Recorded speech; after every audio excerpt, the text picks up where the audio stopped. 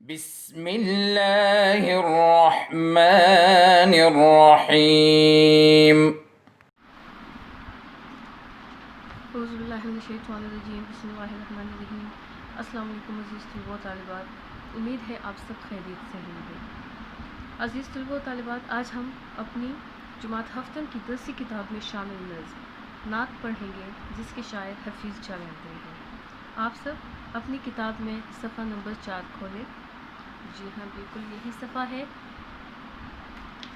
طلباء و طالبات، آپ نے پچھلی کلاسز میں، پچھلی جماعتوں میں آپ نے پڑھا ہے کہ نعت اس نظم کو کہتے ہیں جس میں شاعر نبی کریم صلی اللہ علیہ وآلہ وسلم سے اپنی والہانہ محبت کا اظہار کرتا ہے، اپنی عقیدت کا اظہار کرتا ہے، آپ صلی اللہ علیہ وآلہ وسلم کی ذات اقدس کی صفات بیان کرتا ہے، آپ پہ درود و سلام بھیجتا ہے۔ ایسی کوئی بھی نعت جس میں آپ صلی اللہ علیہ وآلہ وسلم کی تعریف بیان کی گئی ہو، کوئی بھی نظم ایسی جس میں آپ صلی اللہ علیہ وآلہ وسلم سے عقیدت کا اظہار کیا گیا ہو، آپ صلی اللہ علیہ وآلہ وسلم سے محبت کا اظہار کیا ہو، وہ نظم نعت کہلاتی ہے۔ آج ہم اس نعت میں آپ صلی اللہ علیہ وآلہ وسلم سے عقیدت پر مبنی جذبات پڑھیں گے۔ اس نعت میں کل 7 اشعار ہیں۔ آپ کی سہولت کے لیے میں نے ہر شعر کے آگے نمبر لکھ لیا ہے۔ سب سے پہلا شعر ہے: محمد مصطفیٰ محبوب داور سرور عالم۔ محمد مصطفیٰ محبوب داور سرور عالم، وہ جس کے دم سے مسجود ملائک بن گیا آدم۔ محمد مصطفیٰ محبوب داور سرور عالم، وہ جس کے دم سے مسجود ملائک بن گیا آدم۔ کیا ساجد کشیدہ جس نے مسجود حقیقی پر، کیا ساجد کشیدہ جس نے مسجود حقیقی پر، جھکایا عبد کو درگاہ معبود حقیقی پر۔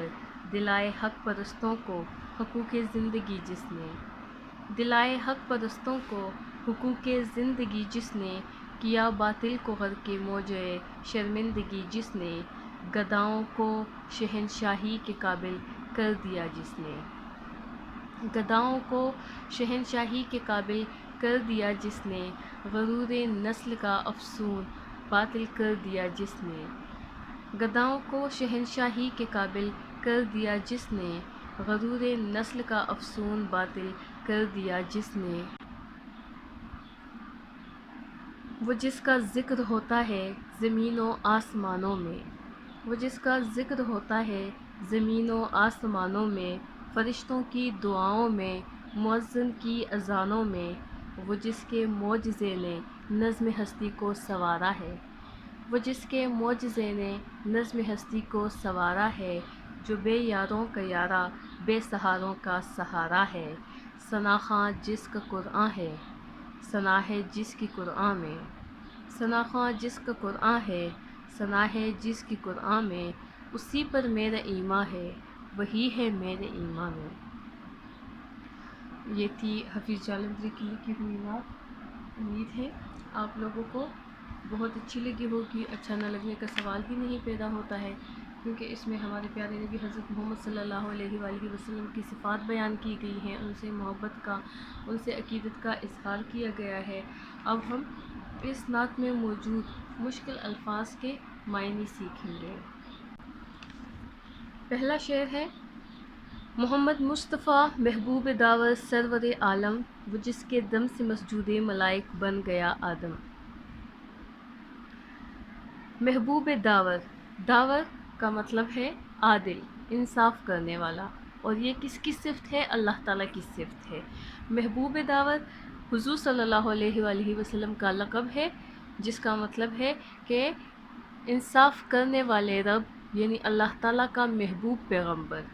سرور عالم، سرور سردار، عالم دنیا، یعنی اس دنیا کا سردار، یہ بھی لقب ہے آپ صلی اللہ علیہ وآلہ وسلم کا۔ وہ جس کے دم سے مسجود ملائک بن گیا آدم، جس کے دم سے، جس کی وجہ سے، جس کی بدولت مسجود ملائک، مسجود ملائک یعنی وہ جس کو ملائک یعنی فرشتے سجدہ کریں، مسجود ملائک یعنی فرشتے جس کو سجدہ کریں۔ ملائک ملک کی جمع ہے جس کا مطلب ہے فرشتے، مسجود جس کو سجدہ کیا گیا ہو۔ اللہ تعالیٰ کے علاوہ کس کو سجدہ کیا گیا ہے؟ آدم علیہ السلام کو، یعنی انسان کو، ٹھیک ہے۔ یہ حضور صلی اللہ علیہ وآلہ وسلم کی بدولت ہی تھا کہ ملائکہ نے یعنی فرشتوں نے آدم کو سجدہ کیا اور اتنا بڑا رتبہ انسان کو ملا۔ کیا ساجد کشیدہ جس نے مسجود حقیقی پر، ساجد سجدہ کرنے والا، کون؟ سجدہ کرنے والا، شیدہ قربان، فدا، مسجود حقیقی، وہ حقیقی رب جس کو سجدہ کرنا لازم ہے، فرض ہے، عبادت ہے، جائز ہے، اور وہ کون ہے؟ اللہ تعالیٰ۔ مسجود حقیقی یعنی اللہ تعالیٰ جو حقیقت میں ہمارے سجدے کے لائق ہے۔ جھکایا عبد کو درگاہ معبود حقیقی پر، عبد بندہ یعنی ہم، میں، آپ، ہمارے ارد گرد موجود لوگ اللہ تعالیٰ کے بندے، عبد یعنی بندہ، درگاہ معبود حقیقی، درگاہ دربار، چوکٹ، معبود حقیقی وہ رب جس کی حقیقت میں عبادت کی جائے، اور وہ کون ہے؟ اللہ تعالیٰ۔ اللہ تعالیٰ کے سوا کوئی ایسا نہیں ہے جس کی ہم عبادت کر سکیں، جس کو ہم سجدہ کر سکیں۔ دلائے حق پرستوں کو حقوق زندگی جس نے، حق پرست یعنی اپنے حق کے لیے لڑنے والے لوگ، وہ لوگ جو اپنے حق کے لیے آواز اٹھاتے تھے، جن کا زندہ رہنا ان کا حق تھا۔ حقوق حق کی جمع ہے، حقوق زندگی یعنی زندگی کے سارے حقوق، باطل جھوٹا، غرق موج شرمندگی، شرمندگی کی موج میں غرق کرنا، تباہ کرنا، ڈبونا۔ گداؤں گدا کی جمع ہے جس کا مطلب ہے فقیر، غریب، مسکین۔ شہنشاہی بادشاہی۔ غرور نسل کا، ذات پات کا، رنگ کا، زبان کا غرور۔ عرب میں جو پہلے لوگ تھے وہ اپنی نسل پہ، اپنی ذات پات پہ بہت غرور کرتے تھے، اپنے آباء و اجداد پہ بہت غرور کرتے تھے۔ افسون جادو، سحر، جادو، سحر۔ باطل کا میں نے یہاں آپ کو بتایا جھوٹا۔ وہ جس کا ذکر ہوتا ہے زمین و آسمانوں میں، فرشتوں کی دعاؤں میں، مؤذن کی اذانوں میں۔ اس شعر میں کوئی بھی مشکل لفظ نہیں ہے سوائے مؤذن کے، یہ بالکل بھی مشکل لفظ نہیں ہے، لیکن آپ کو پھر بھی بتاتی چلوں کہ مؤذن اذان دینے والے کو کہتے ہیں۔ مؤذن کی اذانوں میں یعنی اذان دینے والوں کی اذان میں، ٹھیک ہے۔ وہ جس کے معجزے نے نظم ہستی کو سنوارا ہے۔ معجزہ کوئی بھی ایسا کام جو انسان کی طاقت سے باہر ہو وہ معجزہ کہلاتا ہے۔ اللہ تعالیٰ نے اپنے پیغمبروں کو بہت سے معجزات سے نوازا تھا، جس میں ایک معجزے کا میں آپ کو بتاتی جاؤں کہ حضور صلی اللہ علیہ وآلہ وسلم نے جب اپنی نبوت کے ثبوت کے طور پہ آسمان کی طرف اشارہ کیا تھا تو ان کے انگلی کے اشارے سے چاند 2 ٹکڑوں میں تقسیم ہو گیا تھا، تو یہ حضور صلی اللہ علیہ وآلہ وسلم کا معجزہ تھا۔ حضرت موسیٰ علیہ السلام کا معجزہ تھا کہ جب بھی وہ اپنا عصا زمین پر رکھ دیتے تھے تو اس سے سانپ بن جاتا تھا، اژدہا بن جاتا تھا۔ یہ معجزے تھے جو کہ انسانی طاقت سے باہر کے ہیں۔ ایسے معاملات معجزے کہلاتے ہیں، ایسے واقعات معجزے کہلاتے ہیں، ٹھیک ہے۔ نظم ہستی، ہستی زندگی، نظم یعنی نظام، نظم ہستی زندگی کا نظام، سنوارا ہے، بنایا ہے۔ جو بے یاروں کا یارہ، بے یار وہ لوگ جن کو کسی کی مدد حاصل نہ ہو، بے یاروں مددگار، یارہ مددگار۔ بے سہاروں جن کا کوئی سہارا نہ ہو، سہارا آپ امید بھی کہہ سکتے ہیں۔ آخری شعر ہے ثنا خواں، ثنا خواں یعنی تعریف کرنے والا، جس کا قرآن ہے، ثنا یعنی تعریف، ثنا ہے جس کی قرآن میں، اسی پر میرا ایمان ہے، اسی پر یہاں سے مراد ہے حضرت محمد صلی اللہ علیہ وآلہ وسلم کی ذات، وہی ہے میرے ایمان میں، وہی ہے یعنی حضور صلی اللہ علیہ وآلہ وسلم۔ یہاں پہ اسی اور وہی سے مراد ہے حضرت محمد صلی اللہ علیہ وآلہ وسلم کی ذات۔ عزیز طلبہ و طالبات، ہم نے نظم پڑھی. نظم میں موجود مشکل الفاظ کے معنی پڑھیں. اب ہم اس نظم کی تشریح کی طرف بڑھتے ہیں. میری کوشش ہوگی کہ آسان الفاظ میں آپ کو ساتوں اشعار کی تشریح کرا دیتی ہوں. پہلا شعر ہے محمد مصطفیٰ محبوب داور سرور عالم. محمد مصطفیٰ محبوب داور سرور عالم، وہ جس کے دم سے مسجود ملائک بن گیا آدم. شاعر نبی کریم صلی اللہ علیہ وآلہ وسلم سے اپنی والہانہ محبت اور عقیدت کا اظہار کرتے ہیں اور کہتے ہیں کہ حضرت محمد صلی اللہ علیہ وآلہ وسلم جو اللہ تعالیٰ کے محبوب پیغمبر ہیں اور جن کو اس دنیا کا سردار بنا کر بھیجا گیا ہے، یہ انہی کی ذات کی برکت ہے، انہی کی بدولت ہے کہ مٹی سے بنا انسان اتنا مرتبہ پا گیا کہ فرشتوں نے اس کو سجدہ کیا، اس کے آگے سر کو جھکا دیا اور وہ مسجود ملائک کہلایا. کون مسجود ملائک کہلایا؟ انسان. حضرت آدم علیہ السلام کو فرشتوں نے سجدہ کیا تھا. اسی واقعے کی طرف اشارہ ہے کہ جب اللہ تعالیٰ نے حضرت آدم علیہ السلام کی تخلیق کی تو فرشتوں کو حکم دیا کہ حضرت آدم علیہ السلام کو سجدہ کریں. اور یہ آدم علیہ السلام کی تخلیق، اس دنیا کی تخلیق کس کی بدولت ہوئی تھی؟ ہمارے پیارے پیغمبر حضرت محمد صلی اللہ علیہ وآلہ وسلم کی بدولت ہی ہوئی تھی. کیا ساجد کو شیدا جس نے مسجود حقیقی پر، کیا ساجد کو شیدا جس نے مسجود حقیقی پر، جھکایا عبد کو درگاہ معبود حقیقی پر. اس شعر میں بھی حضور صلی اللہ علیہ وآلہ وسلم سے والہانہ عقیدت کا اظہار کرتے ہوئے شاعر کہتا ہے کہ یہ نبی اکرم صلی اللہ علیہ وآلہ وسلم ہی کی ذات ہے کہ جنہوں نے سجدہ کرنے والوں یعنی عبادت کرنے والوں کو اصل حقیقت کی تعلیم دی اور ان کو بتایا کہ دراصل ہمارے جو حقیقی سجدے ہیں ان سجدوں کے قابل اور لائق کون سی ذات ہے، کون سی ہستی ہے. نبی کریم صلی اللہ علیہ وآلہ وسلم نے ہی بندے کو اس کے حقیقی معبود یعنی اللہ تعالیٰ سے متعارف کرایا اور بتایا کہ دراصل انسان کی عبادت کے لائق صرف اور صرف اللہ تعالیٰ ہی کی ذات ہے. کون ہے ہمارے سجدوں کے لائق اور ہماری عبادت کے لائق؟ صرف اللہ تعالیٰ کی ذات. اور یہ تعلیم ہمیں کس نے دی؟ ہمیں ہمارے پیارے نبی حضرت محمد مصطفیٰ صلی اللہ علیہ وآلہ وسلم نے ہی یہ تعلیم دی. ہمیں بتایا کہ دراصل جو ہم سجدے کرتے ہیں ہمارے سجدوں کے، ہماری عبادت کے اصل لائق جو ہے اللہ تعالیٰ ہی کی ذات ہے. وہی معبود حقیقی ہے، وہی مسجود حقیقی ہے. اس کے علاوہ کوئی ذات نہیں ہے کہ جس کے آگے ہم اپنا سر جھکا سکیں، جس کی ہم عبادت کر سکیں. سمجھ آ رہی ہے آپ لوگوں کو؟ جی بچے، تو ہم تیسرے شعر کی طرف بڑھتے ہیں.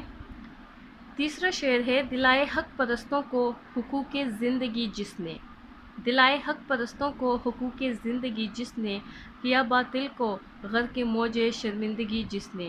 آپ لوگوں نے عرب کی تاریخ میں پڑھا ہوگا کہ حضور صلی اللہ علیہ وآلہ وسلم کی ولادت اور نبوت سے پہلے عرب میں جہالت بہت زیادہ تھی. لوگوں کے حقوق چھینے جاتے تھے، ان سے زندگی کا حق چھینا جاتا تھا، بیٹیوں کو زندہ درگور کر دیا جاتا تھا، شراب نوشی، جوا وغیرہ یہ سب کچھ عام تھا. لیکن جب حضور صلی اللہ علیہ وآلہ وسلم کی ولادت ہوئی ہے اور پھر جب ان کو نبوت کا رتبہ ملا ہے، انہوں نے نبوت کا اعلان کیا ہے، تو سب سے پہلے آپ صلی اللہ علیہ وآلہ وسلم نے حق پرستوں کو زندگی کے حقوق دلائے. سب سے پہلے ان کے حقوق کے لیے آواز اٹھائی، ان کو زندگی کے حقوق سے متعارف کرایا، ان کو زندگی کے بنیادی حقوق دلائے اور حقوق کی ادائیگی کے جھوٹے علمبردار جب یہ سب دیکھا انہوں نے تو وہ شرمندگی کی وجہ سے ڈوب مرنے کو تیار ہو گئے، شرمندگی کے دریا میں غرق ہو گئے، ڈوب گئے. چوتھا شعر ہے ہمارا گداؤں کو شہنشاہی کے قابل کر دیا جس نے، غرور نسل کا افسون باطل کر دیا جس نے. گداؤں کو شہنشاہی کے قابل کر دیا جس نے، غرور نسل کا افسون باطل کر دیا جس نے. آپ صلی اللہ علیہ وآلہ وسلم کی ولادت اور نبوت سے پہلے جو عرب کے لوگ تھے وہ اپنی ذات پات پہ، اپنی نسلوں پہ، اپنی زبان پہ، اپنی رنگت پہ، اپنے آباء و اجداد پہ بہت زیادہ غرور کرتے تھے اور عام لوگوں کو کسی خاطر میں نہیں لاتے تھے۔ لیکن جب آپ صلی اللہ علیہ وآلہ وسلم نے نبوت کا منصب سنبھالا ہے تو سب سے پہلے جو کام کیا آپ نے وہ غرور نسل کا جو سحر تھا، جو جادو تھا، اس کو توڑ دیا۔ غرور نسل کے سارے بت توڑ دیے آپ صلی اللہ علیہ وآلہ وسلم نے۔ وہ لوگ جو اپنے حسب نسب پر فخر کرتے تھے، اپنے آباء و اجداد پر غرور کرتے تھے، ان کے حسب نسب کے اس بت کو توڑ دیا، سب کو برابر کے حقوق دیے، مساوات کی تعلیم دی، غریبوں کو بادشاہت کے منصب پر فائز کر دیا، حسب نسب کے غرور کے سحر کو توڑ کر جھوٹا ثابت کر دیا اور صرف مومن ہونے کو باعث عزت قرار دیا۔ آپ سب نے حضور صلی اللہ علیہ وآلہ وسلم کا وہ فرمان تو سنا ہے کہ کسی عربی کو عجمی پر، کسی عجمی کو عربی پر، کسی گورے کو کالے پر کوئی فوقیت حاصل نہیں ہے۔ فوقیت اگر کسی کو کسی چیز پہ حاصل ہے، کسی چیز کی وجہ سے حاصل ہے تو وہ کیا ہے؟ صرف اور صرف اللہ کا ڈر، تقوی، پرہیزگاری۔ سمجھ آ رہی ہے آپ لوگوں کو؟ اس کے علاوہ جتنے بھی ہمارے غرور کے لیے جتنے بھی ہماری وجوہات ہم بیان کرتے ہیں، ہمارا نسل ہو گیا، ہماری ذات پات ہو گئی، ہماری رنگت ہو گئی، زبان ہو گئی، آباء و اجداد ہو گئے، وہ سب کے سب باطل ہیں، جھوٹے ہیں، سب کے سب صرف اور صرف ایک دھوکہ ہے۔ 5واں شعر ہے، وہ جس کا ذکر ہوتا ہے زمین و آسمانوں میں، فرشتوں کی دعاؤں میں، مؤذن کی اذانوں میں۔ وہ جس کا ذکر ہوتا ہے زمین و آسمانوں میں، فرشتوں کی دعاؤں میں، مؤذن کی اذانوں میں۔ عزیز طلباء و طالبات، آپ نے سنا ہوگا کہ اللہ تعالیٰ اور اس کے فرشتے سب حضور صلی اللہ علیہ وآلہ وسلم پر درود و سلام بھیجتے ہیں۔ جو پہلا مصرع ہے، وہ جس کا ذکر ہوتا ہے زمین و آسمانوں میں، اسی طرف اشارہ ہے کہ حضور صلی اللہ علیہ وآلہ وسلم اللہ تعالیٰ کے وہ برگزیدہ پیغمبر ہیں کہ جن کا ذکر صرف اور صرف انسان زمینوں پر ہی نہیں کرتے ہیں بلکہ آسمانوں پر اللہ تعالیٰ اور اس کے فرشتے بھی کرتے ہیں۔ یہ رتبہ صرف اور صرف نبی اکرم حضرت محمد صلی اللہ علیہ وآلہ وسلم کو ہی ملا ہے کہ نہ صرف اس دنیا، اس زمین پر موجود لوگ حضور صلی اللہ علیہ وآلہ وسلم پر درود و سلام کے ذریعے آپ صلی اللہ علیہ وآلہ وسلم کا ذکر کرتے رہتے ہیں، بلکہ آسمانوں میں اللہ تعالیٰ بذات خود اور فرشتے بھی آپ صلی اللہ علیہ وآلہ وسلم پر درود و سلام کے ذریعے آپ صلی اللہ علیہ وآلہ وسلم کا ذکر کرتے ہیں۔ یہاں تک کہ فرشتے آپ صلی اللہ علیہ وآلہ وسلم کے لیے دعا کرتے ہیں، ان کی دعاؤں میں آپ کا ذکر شامل ہوتا ہے اور مؤذن کی اذان میں بھی آپ صلی اللہ علیہ وآلہ وسلم کا ذکر شامل ہے۔ شعر نمبر 6 ہے، وہ جس کے معجزے نے نظم ہستی کو سنوارا ہے۔ وہ جس کے معجزے نے نظم ہستی کو سنوارا ہے، جو بے یاروں کا یارا، بے سہاروں کا سہارا ہے۔ شاعر حضرت محمد صلی اللہ علیہ وآلہ وسلم کی ذات اقدس کا معجزہ بیان کرتے ہیں کہ یہ حضور صلی اللہ علیہ وآلہ وسلم کی ذات مبارک کا معجزہ ہی ہے کہ ان کے دم سے اس کائنات کا، اس ہستی کا نظام قائم ہے۔ یہ دنیا آپ صلی اللہ علیہ وآلہ وسلم کی بدولت ہی بنی ہے اور آپ صلی اللہ علیہ وآلہ وسلم کی بدولت ہی قائم ہے۔ آپ صلی اللہ علیہ وآلہ وسلم نے ہی اس دنیا کو سنوارا ہے۔ آپ صلی اللہ علیہ وآلہ وسلم ان لوگوں کے مددگار ہیں جن کا کوئی مددگار نہیں تھا۔ آپ ان کا سہارا ہے جو بے سہارا تھے، جو بے سہارا ہیں، جن کا کوئی سہارا نہیں ہے سوائے اللہ کے اور اللہ کے بعد آپ صلی اللہ علیہ وآلہ وسلم کے۔ آخری اور 7ویں شعر کی طرف بڑھتے ہیں۔ ثناخواں جس کا قرآن ہے، ثنا ہے جس کی قرآن میں، ثناخواں جس کا قرآن ہے، ثنا ہے جس کی قرآن میں، اسی پر میرا ایمان ہے، وہی ہے میرے ایمان میں۔ عزیز طلباء و طالبات، حضرت عائشہ رضی اللہ تعالیٰ عنہا سے کسی نے حضور صلی اللہ علیہ وآلہ وسلم کی سیرت کے بارے میں پوچھا تو آپ آپ رضی اللہ تعالیٰ عنہ نے فرمایا کہ حضور صلی اللہ علیہ وآلہ وسلم چلتا پھرتا قرآن ہے۔ ثناء جس کا قرآن ہے، حضور صلی اللہ علیہ وآلہ وسلم وہ ہستی، وہ ذات، وہ پیغمبر ہے کہ جن کی تعریف سے قرآن بھرا پڑا ہے۔ نبی کریم صلی اللہ علیہ وآلہ وسلم کی عظمت کا اقرار کرتے ہوئے شاعر کہتا ہے کہ نبی کریم صلی اللہ علیہ وآلہ وسلم کی تعریف خود قرآن پاک بھی بیان کرتا ہے، بلکہ یہ کہنا زیادہ بہتر ہوگا کہ پورا قرآن آپ صلی اللہ علیہ وآلہ وسلم کی تعریف سے بھرا پڑا ہے۔ آپ صلی اللہ علیہ وآلہ وسلم پر میرا ایمان ہے، اور میرے ایمان کا تقاضا بھی یہی ہے کہ آپ صلی اللہ علیہ وآلہ وسلم میرے ایمان کا لازم حصہ ہے۔ آپ سے بے پناہ محبت اور آپ صلی اللہ علیہ وآلہ وسلم سے عقیدت میرے ایمان کا تقاضا ہے۔ آپ پر میرا ایمان ہے، اور میرا ایمان ہے کہ اگر آپ صلی اللہ علیہ وآلہ وسلم سے والہانہ محبت نہ ہو، والہانہ عقیدت نہ ہو، تو ایمان کامل نہیں ہے۔